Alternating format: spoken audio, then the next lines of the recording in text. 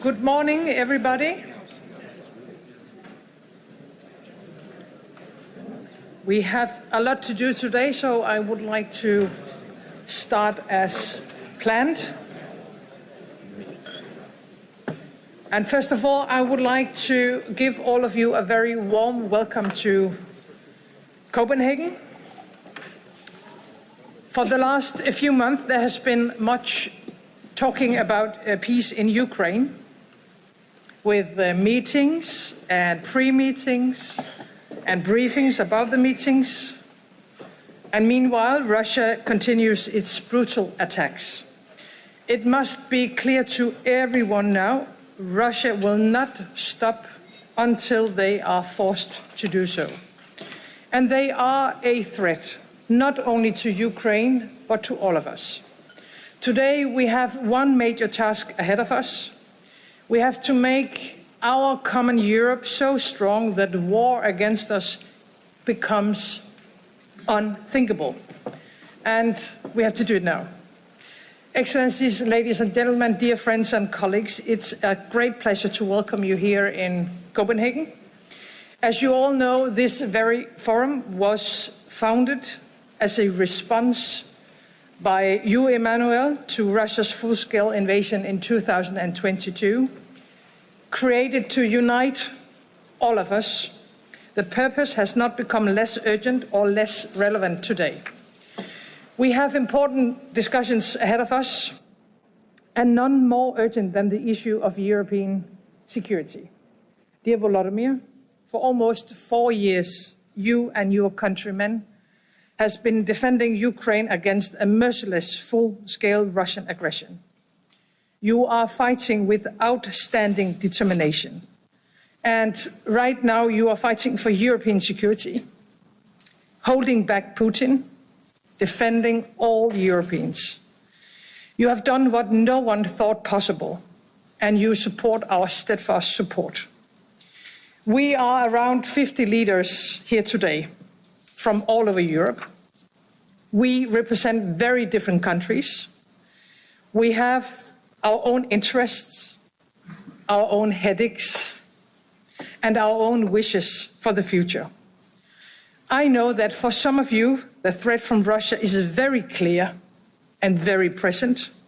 For others, it still seems further away. But none of us can no longer be naive. The war was never just about Ukraine.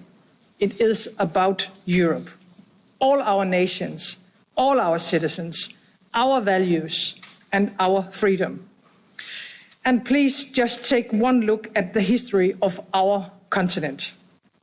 From the expansion of the Russian Empire to Soviet tanks rolling across several borders during the Cold War, shattering hopes of freedom. And recent history tells us the exact same story. So why shouldn't it happen again? Russia is now converting into a war economy, using every opportunity to intimidate, to threaten, and to divide us. Unfortunately enabled by China, with soldiers from North Korea and drones from Iran. And I see no signs that Putin and Russia's imperial fever dream stops with Ukraine. On the positive side, many European nations are ready to do what is necessary to support peace in Ukraine and in Europe. But peace with Russia can only be achieved through strength. We have to strengthen Ukraine and weaken Russia with more sanctions. We have to be able to finance the armed forces in Ukraine. All of us have to deliver more weapons, more ammunition, and we have to do it faster. Nowhere it will make a greater impact for European security than at the front lines in Ukraine. It's not charity, what we're doing in Ukraine. It is a direct defense of our continent. And at the same time, we have to rearm ourselves, Europe. I know that almost everybody have increased their military budgets massively over the last years. And we have taken very important steps in the European Union, in Europe in general, and in NATO. So, in other words, we are on our way, but we have to move much faster. We have to learn from Ukraine, your sense of urgency, building an incredible defense industry in just a couple of years. We must take that lesson and we have to speed up. But building a stronger military is not enough. We need more than that. Because Russia has intensified its use of hybrid means in Europe. And we face an enemy that uses all kinds of tools. One day it is military drones. Another day it's migrants being pushed across the borders. They are targeting critical infrastructure. We see the fight with misinformation, all with the purpose to create uncertainty and lack of trust, and attempts to interfere in democratic elections. Security is, of course, not only a question about military means. It is a matter of our hearts and minds.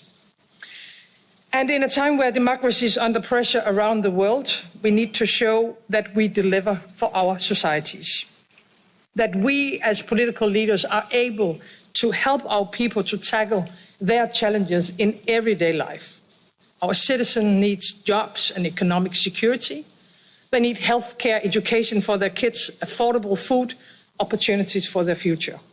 That is why we need to build a stronger Europe economically as well. We have to create the jobs for the future. We have to reduce our dependencies. We have to invest in new technologies and source the critical raw materials that are necessary. And by the way, we have to take much stronger action on migration. We have to strengthen our borders. Uncontrolled migration is changing our societies, and it is our citizens that pays the price. Who can enter and stay in our country? It has to be a democratic decision. Before I pass the floor, there is one thing I want all of you to remember.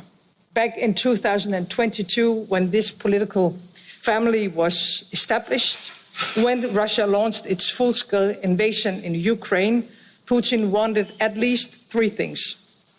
He wanted to capture Kyiv, he wanted to overthrow the Ukrainian government, and he wanted to tear Europe apart. Today, after almost 4 years of full-scale war, after spending billions of dollars sacrificing thousands of Russian lives, Putin has not succeeded in any of that. The war is a Russian failure. First and foremost, thanks to you, Volodymyr, to every brave Ukrainian man and woman fighting for our freedom, but also to every nation supporting you.